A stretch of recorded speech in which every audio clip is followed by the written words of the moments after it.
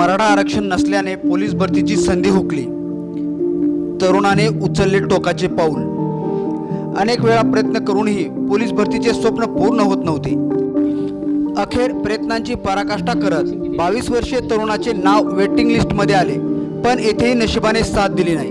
केवळ मराठा आरक्षण मिळाले असते तर पोलीस भरती निश्चित झाली असती, अशी खंत व्यक्त करीत तरुणाने स्वतःच्या शेतामध्ये गळफास घेऊन आत्महत्या केल्याची घटना औसा तालुक्यातील बोरफड शिवारात घडली आहे. तो मराठ्याचा मुलगा असल्यामुळं त्याने अतोनात 6 वर्ष लगट प्रयत्न करून सुद्धा आपल्या उपजीविका भागवण्यासाठी शेळ्या राखणे, लोकांच्यात मजुरी करणे, असं करत करत तो 6 वर्ष पोलीस भरतीसाठी प्रयत्न करत होता.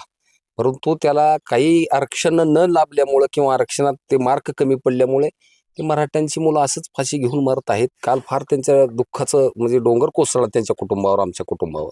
काल बोरफड येथील तरुण युवक नागेश बाबाजी यादव याने त्याला पोलीस भरतीमध्ये 2 मार्क कमी पडले आणि आरक्षणामुळं त्याचा नंबर पोलीस भरती होण्याचं जे स्वप्न होतं ते भंग झालं. त्याने रशेतून त्याने त्याच्या स्वतःच्या शेतामध्ये गळफास घेऊन आत्महत्या केलेली आहे आणि त्यांनी आत्महत्या करते वेळी चिठ्ठी लिहिलेली आहे की मी बरेच वेळेस प्रयत्न केले, माझ्या घरची परिस्थिती हालाकीची आहे, परंतु माझा नंबर लागला नाही.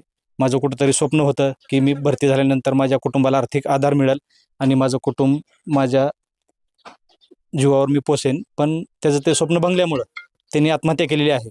आणि शासनाला आमची याद्वारे अशी विनंती आहे की लवकरात लवकर मराठा आरक्षणाचा मुद्दा निकाली काढावा आणि भविष्यात जे मराठा समाजांच्या युवकांचे जीव जाणार आहेत, सुसाईड होणार आहेत, त्या कुठेतरी थांबवण्याचं काम करावं.